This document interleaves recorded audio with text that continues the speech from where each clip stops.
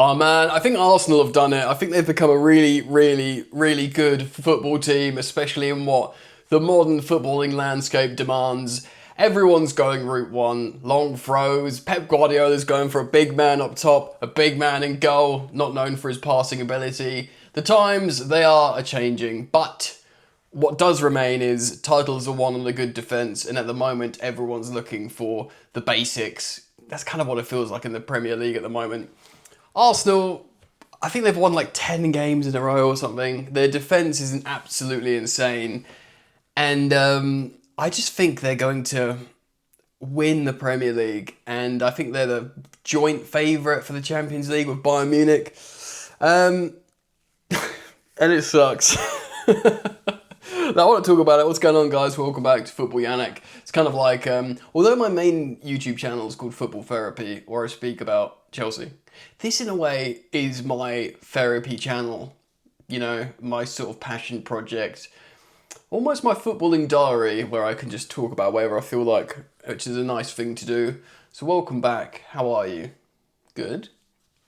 Obviously, the long-term target, I suppose, for this channel would be to reach a broad church of following, like different. I don't want just Chelsea fans to follow this channel. I'd like to reach out to different football fans because it's weird, right? Just I'll speak about Arsenal in a moment. But being like a football fan, you have mates, and all your mates support different football clubs. You know, so I've from the south of England, loads of Man United fan mates, loads of Arsenal, some Spurs, and Palace or whatever, and I chat to them, and it's interesting getting different takes on different players, and then working as a YouTuber speaking about Chelsea. It's such a Chelsea-centric lens everything's looking through, and I kind of want to bring that real life perspective of, you know, when you go just chatting to your mates on WhatsApp or going down the pub, when you're just chatting to all football fans. I really want to kind of like open up to have as many different football fans as possible follow this channel. So who knows, maybe over time I'll develop a bigger following and we can open up the discussion. So thank you for liking and subscribing. But as a Chelsea fan, I am of course in dismay or suffering due to Arsenal's resilience. They are really good, man.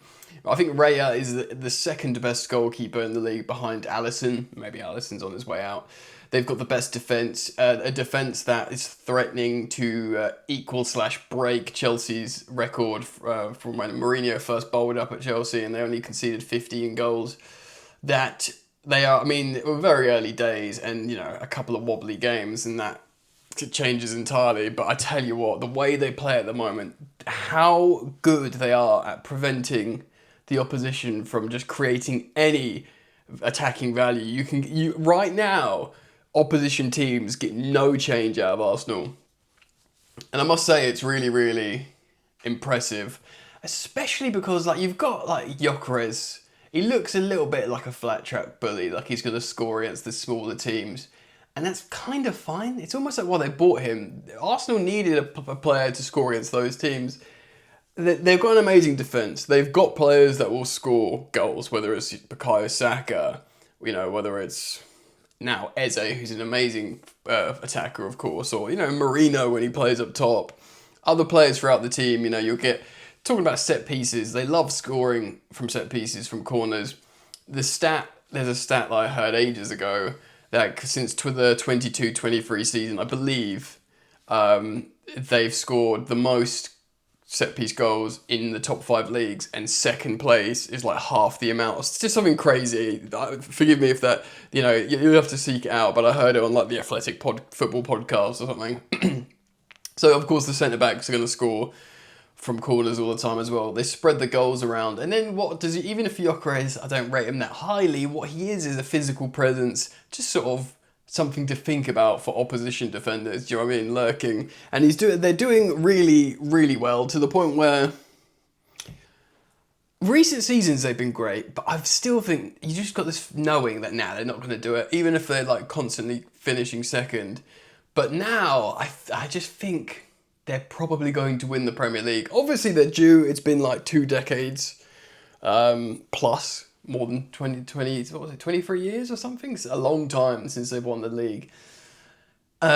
They've never won a Champions League, which of course I'm gripping on tightly too as a Chelsea fan, and hopefully they won't again. But they are, again, I say this on the channel, I have to take off the lenses, the blue tinted lenses, and you speak about how they deserve it because they've stuck with the manager, they've stuck with, the system, the belief. He's built this core of players, he's developed them, he's refined them.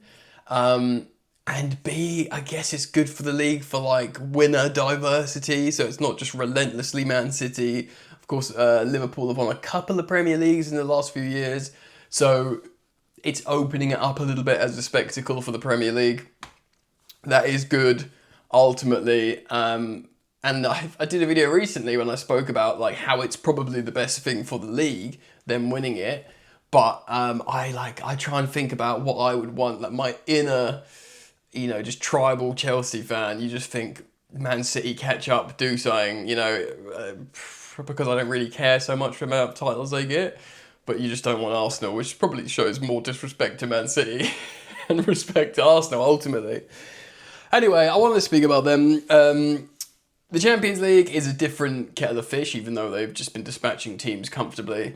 But I do think when, push comes to shove in the latter stages, the cup competitions, you'll learn a lot about Arsenal because it's going to become an emotional exercise. And, from my club, Chelsea, we've shown that we can win those finals or win those high-profile games, but we can't keep consistent. Arsenal are almost like the opposite. They can keep consistent, but in the recent years under Mikel Arteta, when they get to the semi-finals and these kind of like stages in competitions, that's when they struggle. So are they the best team in Europe?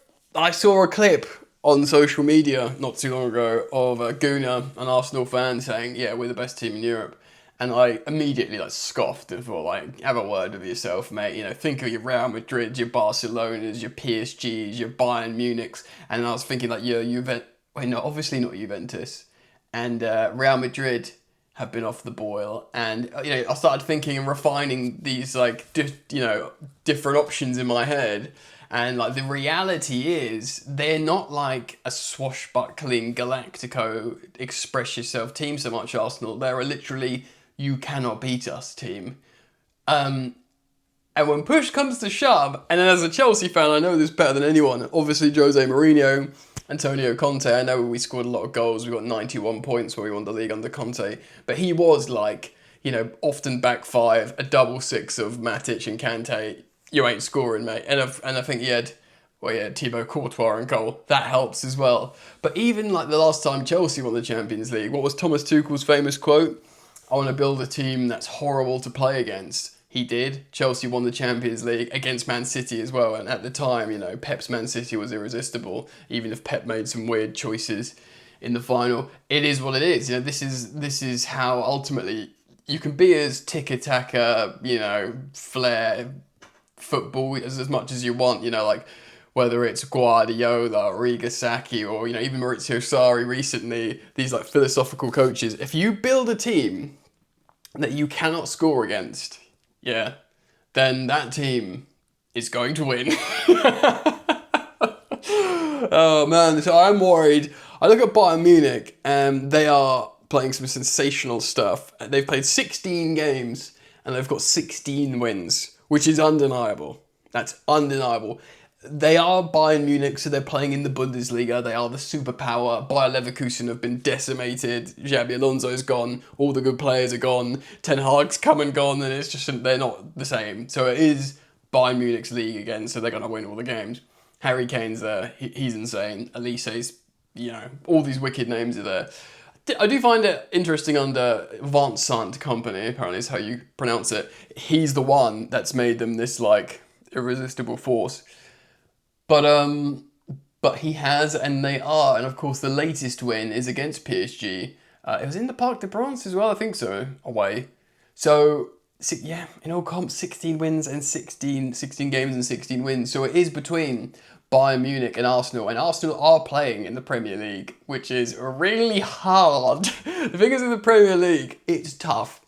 You will get slapped by the team, and I know this from personal experience as a Chelsea fan, the team that finished sick for whatever it was and went up through the playoffs, They'll slap you at home. This is, yeah, the Premier League's different gravy granules, mate. So if you are comfortably at the top, I say comfortably, they're like 6 points clear, but looking good against, you know, in this climate of just insane, because the middle class and even the lower class of the Prem will beat you now. Do you know what I mean? Crystal Palace are FA Cup holders, are Community Shield winners. This is what we're operating in. You know, Bournemouth are outbidding Champions League clubs for players, and it is hard. So it's very, very, you know, to be top of the Premier League is in, you know, after double digits of games is infinitely more impressive than Bayern Munich being top of the Bundesliga. But I do think it's between those two teams at the moment, which saddens me. Now, there's a long way to go. We're only just past a quarter of the campaign. You know, a lot of things can happen. But at the moment, I look at Real Madrid and Xabi Alonso and unrest there. You know, Hansi Flick hasn't started in the best way he wanted to at Barcelona. All the, you know, Juventus used to be this powerhouse. I know Inter are good, but like not convincing for me to be in like the top 3 teams in Europe, Italian teams at the moment. And PSG have had injuries. Dembele, they looked pretty wet at times recently. I think genuinely, and I hope, as a Chelsea fan, I hope this changes, because we don't have an affinity for Arsenal, certainly, but even Bayern Munich, I hope other teams come to the fore, but it's probably between Bayern Munich and Arsenal, which is terribly sad, but it's early doors. Anyway, that's my therapy session ended, so let me know what you think. Who do you think's the best team in Europe? Yuck. Thank you for joining me, thank you for liking and subscribing, and I hope to see you back here soon as. Peace.